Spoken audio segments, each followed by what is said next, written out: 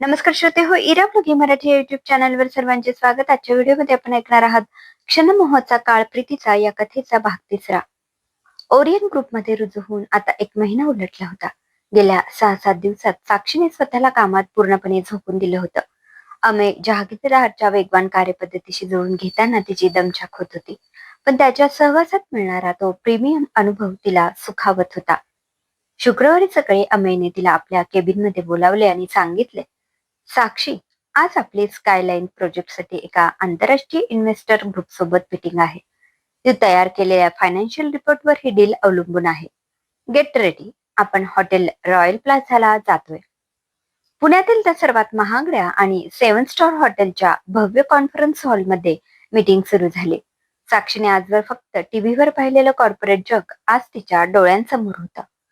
मोजक्या शब्दात चालणारी चर्चा, महागड्या गाड्यांच्या चाव्या आणि ब्रँडेड सूट्सचा तो वावर पाहून ती भारावून गेली होती. अमेयने जेव्हा प्रेझेंटेशन द्यायला सुरुवात केली तेव्हा साक्षी त्याच्याकडे थक्क होऊन पाहत राहिली. त्याचा आत्मविश्वास, समोरच्या बड्या बिझनेसमॅनच्या प्रश्नांना त्याने दिलेली तर्कशुद्ध पद्धतीने भरलेली ती समर्पक उत्तरं आणि त्याची ती चार्मिंग स्टाईल. साक्षीला वाटलं, हा माणूस खरोखरच एका वेगळ्या जगातील आहे. मीटिंग संपली आणि स्कायलाईन प्रोजेक्टवर शिक्कामोर्तब झाले. बाहेर हॉटेलच्या आलिशान लॉबीत अमेयने साक्षीकडे पाहिले. त्याच्या चेहऱ्यावर एक दुर्मिळ समाधान होतं. वेल्डन साक्षी, तुझ्या अचूक रिपोर्टमुळे आणि डेटा अनालिसिसमुळे आज ही डील फायनल झाली आहे. तुझ्या मेहनतीचं फळ तुला मिळालंय. अमेयने तिचं कौतुक केलं. साक्षीला जणू स्वर्गाला हात लागल्यासारखंच वाटलं. ज्या अमेय जहागीरदारचं कौतुक मिळवण्यासाठी ऑफिसमध्ये अनेक वर्षांपासून लोक धडपडत होते, त्याने आज स्वतः तिची स्तुती केली होती. थँक्यू सो मच सर, हे सर्व तुमच्या गायडन्समुळे शक्य झालं, ती भारावून म्हणाली. अमेयने एक पाऊल जवळ येत म्हटलं, यू डिझर्व इट. खरं सांगू तर मला वाटलं नव्हतं की नर्मदा सदन सारख्या मध्यमवर्गीय वातावरणातून आलेली एक मुलगी इतक्या लवकर ही कॉर्पोरेट क्लास आत्मसात करेल. तुझी बुद्धी खरोखरच तल्लक आहे.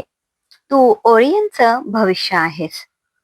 अमेने तिला दिलेली ही एक हलकी स्तुती तिच्यासाठी कोणत्याही जागतिक पुरस्कारापेक्षा मोठी होती. तिचं मन मोहाच्या लाटेवर स्वार झालं होतं. पण हा आनंदाचा क्षण फार काळ टिकला नाही. तिथेच उभे असताना अमेयचा फोन वाजला. त्याने फोन उचलला आणि काही क्षणातच त्याच्या चेहऱ्यावरचे हावभाव बदलले. कपाळावर आठी आली आणि डोळे रागाने लाल झाले. काय? डेटा लीक झाला? अशक्य. कोणाला ऍक्सेस होता त्या फाईल्सचा? तो तिथेच मोठ्याने ओरडला. लॉबीतील लोक त्याच्याकडे पाहू लागले. अमेयने फोन खिशात ठेवला आणि तो साक्षीकडे वळला. त्याची ती मघाची कौतुकाची नजर आता संशयाच्या आगीत बदलली होती. साक्षी, स्कायलाईन प्रोजेक्टचे काही अत्यंत गुप्त फिगर्स प्रतिस्पर्धी कंपनीकडे पोहोचले आहेत. निटको कन्स्ट्रक्शनने आपल्या प्रोजेक्ट सारखाच प्लॅन अर्ध्या किमतीत मार्केटमध्ये आणला आहे. त्या फाईलचा पासवर्ड फक्त तुझ्याकडे आणि माझ्याकडे होता. हा डेटा बाहेर कसा गेला? साक्षीचे हातपाय थरथरू लागले. तिला काहीच सुचेनासं झालं. सर, मी मी शपथ घेऊन सांगते, मी काहीच केलं नाहीये. मी तर कोणाला पासवर्डही सांगितला नाही आणि फाईलचा ऍक्सेसही दिला नाही. ते आपण पाहूया, अमय थंडपणे पण अगदी निष्ठुरपणे म्हणाला. जर यामागे तुझा हात असेल तर लक्षात ठेव साक्षी, मी जितक्या लवकर तुला या वरच्या मजल्यावर चढवलंय तितक्याच वेगाने मी तुला खालीही पाडू शकतो. मला फसवणाऱ्यांना मी सोडत नाही. अमेय रागाने तिथून निघून गेला आणि साक्षी तिथेच अवाक होऊन उभी राहिली. काही वेळापूर्वी ज्याच्या नजरेत तिला स्वतःचं भविष्य दिसत होतं त्याच नजरेत आता तिरस्कार होता. ती रडत रडत कशी बशी घरी पोहोचली. नर्मदा सदनच्या गॅलरीत तन्मय नेहमीप्रमाणे गिटारवर एक धून वाजवत होता. पण आज त्या सुरांनी तिला शांत करण्याऐवजी अधिकच अस्वस्थ केलं.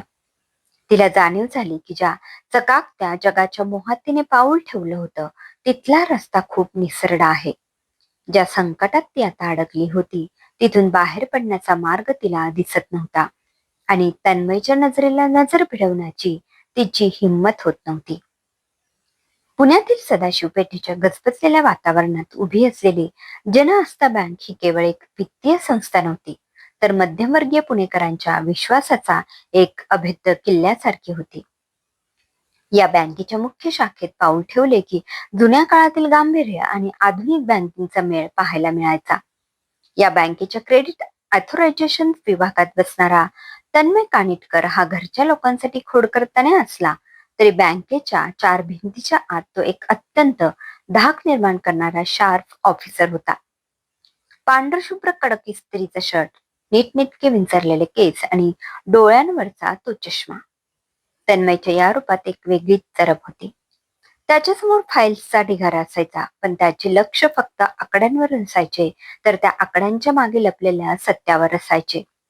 बँकिंग हे त्याच्यासाठी केवळ 9 ते 6 चे काम नव्हते, तर ते एका तर्काचे शास्त्र होते. तो नेहमी म्हणायचा, आकडे कधीच खोटे बोलत नाहीत, फक्त ते वाचणारी नजर पारखी असावी लागते. त्या दिवशी दुपारी तन्मय आपल्या केबिनमध्ये एका मोठ्या रिअल इस्टेट कंपनीचे 50 कोटींचे लोन प्रपोजल तपासत बसला होता. केबिनमध्ये एसीचा मंद आवाज येत होता, पण तन्मयच्या कपाळावर एक बारीक आठी होती. तेवढ्यात शेटे नावाचा एक ज्युनियर क्लर्क फाईल घेऊन आत आला. सर, हे प्रपोजल रिजनल ऑफिस मधून क्लिअर होऊन आले आहे. सर्व पेपर्स ओके आहेत. फक्त तुमच्या फायनल सहीची वाट पाहत आहोत. पार्टी खूप मोठी आहे. त्यांच्या आधीचे रेकॉर्ड्सही क्लीन आहेत. शेटे यांनी आत्मविश्वासाने सांगितले. तन्मयने फाईल उघडली. त्याने बॅलन्स शीटची पाने वेगाने उलटली. बरोबर पाहता सर्व काही नियमानुसार वाटत होते. नफा वाढलेला दिसत होता. मालमत्तेचे मूल्यांकनही चढे होते. तन्मयने पेन बाजूला ठेवले आणि कॅल्क्युलेटरवर काही आकडे मोडले.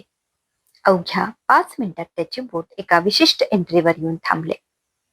शेटे, तन्मयचा आवाज केबिनमध्ये घुमला. या बॅलन्स शीट मध्ये डेबिट आणि क्रेडिटचा ताळमेळ बसतोय, पण कॅश फ्लो स्टेटमेंट मध्ये गडबड आहे. कंपनीने कागदावर 10 कोटींचा निव्वळ नफा दाखवला आहे, पण त्यांच्या बँक स्टेटमेंट्स मध्ये प्रत्यक्ष पैसा कुठेच जमा झालेला दिसत नाहीये. हा फक्त अकाउंटिंग मॅनिप्युलेशनचा खेळ आहे. यांनी जुन्या कर्जाचे हप्ते फेडण्यासाठी नवीन कर्जाचा हा सापळा रचला आहे. समोर उभ्या असलेल्या शेटे यांना घाम फुटला. जे ऑडिटर्सच्या आणि रिजनल ऑफिसच्या नजरेतून निसटले होते, ते तन्मयने काही मिनिटात शोधून काढले होते.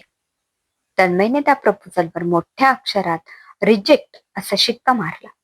हे प्रपोजल आत्ताच्या आत्ता परत पाठवा आणि त्यांना स्पष्ट सांगा की जनआस्था बँक अशा फसव्या प्रपोजल्सना थारा देत नाही.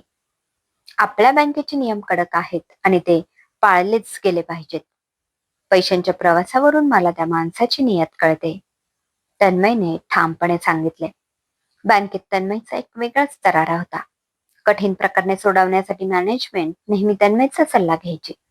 जेव्हा तो कामात असायचा तेव्हा त्याला आजूबाजूच्या जगाचा पूर्ण विसर पडायचा. पण संध्याकाळी 6चे ठोके पडले की तो आपले टेबल आवरून उठायचा.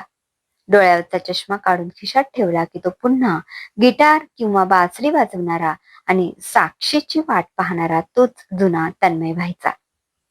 आज त्याच्या चेहऱ्यावर एक वेगळेच समाधान होते. ओरियन ग्रुपमध्ये साक्षीचा पहिला मोठा क्लायंट मीटिंगचा दिवस होता. तिला नोकरी मिळाल्याचा आनंद त्याला आजही तितकाच होता. त्याला माहित होते की साक्षी हुशार आहे, पण तिला कॉर्पोरेट जगाच्या राजकारणाची सवय नाही. तो घरी जाताना मनात विचार करत होता, साक्षी आता मोठ्या लोकांमध्ये मिसळू लागली आहे. तिला कदाचित माझ्या या साध्या बँकिंगच्या गप्पा आता कंटाळवाण्या वाटतील का? पण तरीही तो तिच्या यशासाठी तितकाच आतुर होता, आनंदी होता. क्रमशः लेखिका वेदा. श्रोते हो, कथेचा हा भाग कसा वाटला कमेंट म्हणजे अवश्य कळवा. पुन्हा भेटूया कथेच्या पुढील भागात. धन्यवाद.